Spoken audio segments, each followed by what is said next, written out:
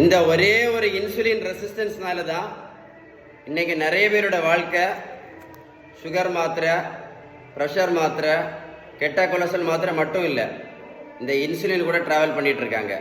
இன்னைக்கு நிறைய பேருக்கு சுகர், ப்ரெஷர், கொலஸ்ட்ரால் எதனால வருதுன்னு கேட்டாலே தெரிய மாட்டேங்குது.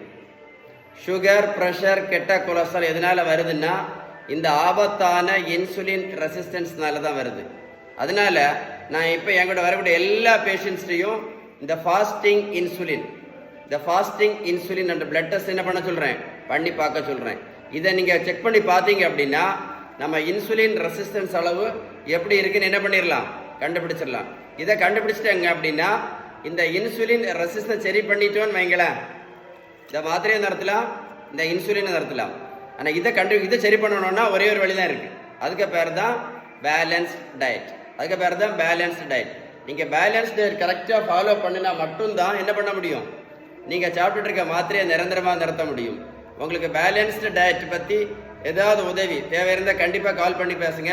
எதை மறந்துடாதுங்க, இந்த ஆபத்தான இன்சுலின் ரெசிஸ்டன்ஸை மறந்துடாதுங்க.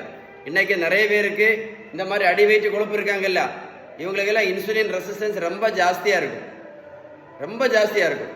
இந்த மாதிரி உள்ள பேஷண்ட்ஸ் கண்டிப்பாக என்ன டெஸ்ட் பண்ணி பார்க்கணும், ஃபாஸ்டிங் இன்சுலின் டெஸ்ட் பண்ணி பார்க்கணும். இந்த வீடியோ சேவ் பண்ணி வைங்க, ஒரு கூட போட்டு கேளுங்க. நான் சொன்ன இன்ஃபர்மேஷன் கரெக்டாக இருக்கும் உங்களுக்கு.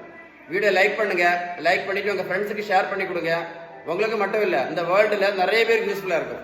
ஏன்னா இந்த இன்சுலின் ரெசிஸ்டன்ஸ் பற்றி என்னன்னே தெரியாமல் இந்த மாத்திரைக்கு கூடயும் இந்த இன்சுலினு கூடயும் கஷ்டப்படுறவங்க இந்த வேர்ல்டில் நிறைய பேர் இருக்காங்க. ஷேர் பண்ணிங்கன்னு அவங்களுக்கு எல்லாம் இந்த இன்ஃபர்மேஷன் போய் சேரும். சரியா?